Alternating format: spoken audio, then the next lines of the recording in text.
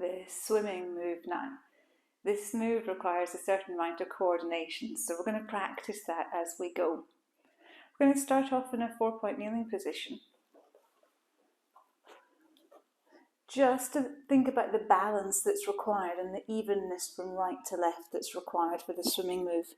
So knees below hips, wrists below shoulders, torso lengthened, the back of the head is lifted, the shoulder blades are slightly rounded, and think about the pelvis position. We want it to be just in neutral so the tailbone is extended away. We inhale here, and then as we exhale, we're going to lengthen one leg out behind us, remaining evenly weighted and evenly positioned through the torso. Now we're going to circle the leg around. So we inhale to start the circle and exhale to finish. Try not to move the lower back while you do this. 2 more. And last one. Let's change the direction of the circle. Inhale to start the move and exhale to finish. We want to avoid any pitch and yaw through the lower back here, remaining completely balanced all the way through. Last one here, just 4 each. We can return this knee back to the perfect position. Check again that you're ideally positioned here. Shoulders back and down. Float the torso from the floor. Inhale here, exhale to lengthen the other leg away, lift it up. And we circle. Inhale to start the circle, exhale to finish. We move slightly. Inhale to start the circle. Exhale to finish. 2 more. And change the direction here. So you're thinking about creating that movement from the hip, working through the ball and socket joint, keeping the rest of the torso nice and still. Last one here. And you can return that knee. Now the next move that we're going to do is in prone lying. We're coming down towards the floor and we're going to do a diamond press.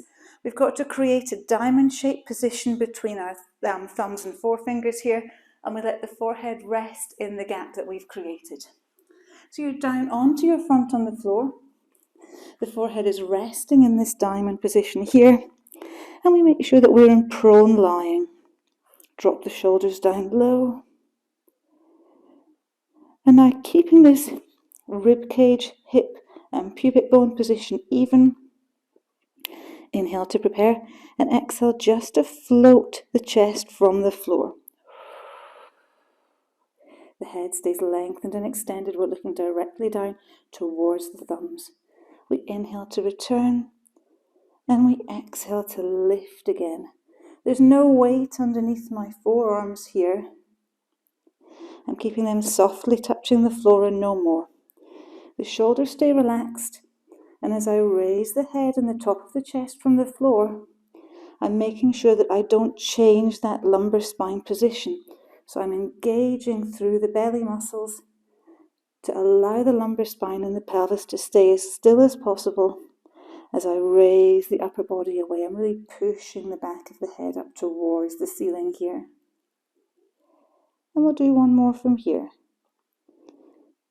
To come into this swimming move, we have to remain very, very still through this lower back, even when we're creating big ranges of movement through the upper and the lower body. So the diamond press is just helping us tune into that lower back position. We also need a good degree of shoulder flexibility without letting the shoulders hunch up towards the ears. So this next move is going to help provide that. We're going to do arm oscillations from prone. Have the palms of the hands down onto the floor here and just give yourself another little pelvic tilt. Find that neutral spine again. We can even engage a little bit through the buttocks and through the belly here in order to hold that position. We'll inhale here, and as we exhale, we're going to let the elbows come up high, keeping the shoulders away from the ears.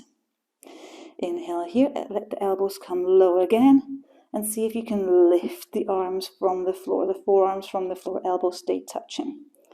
Inhale to lower and exhale to raise. Building up this flexibility through the shoulders while maintaining the lower back positioning. So again, with the swimming move, we'll be taking the arms away from us, but we're expecting to be able to maintain that lower back, that lumbar spine hold.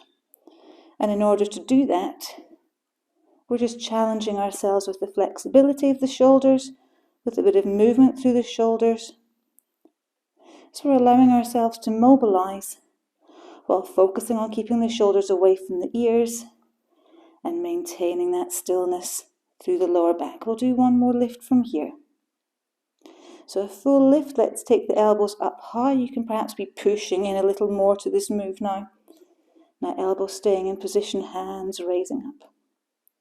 Let's take this into the opposite arm and leg extensions now.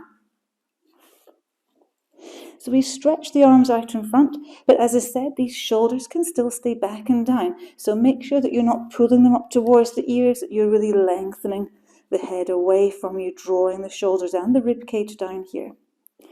With the nose just touching the floor and no more, the head staying lengthened and extended. Make sure you're engaging through the belly, through the buttocks, stretching through the spine. We inhale to prepare, and as we exhale, we float the opposite arm and leg from the floor without disrupting the lower back position. We inhale to return, and we exhale to lift.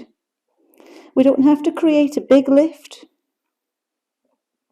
We're more interested in keeping that stability through the lower back.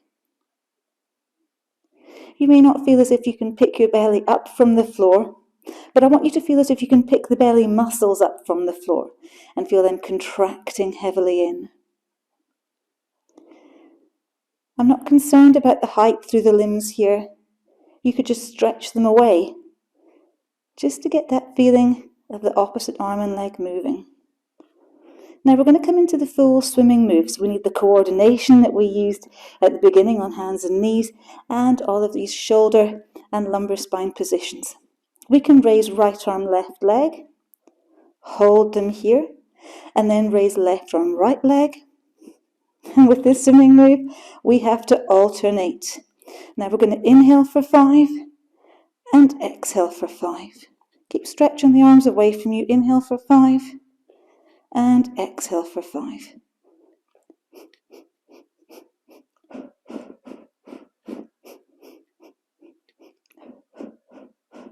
Keep going and try and get that lumbar spine under control all the way through. We're going to do 2 more breaths. Keeping those shoulders down low. And last one here.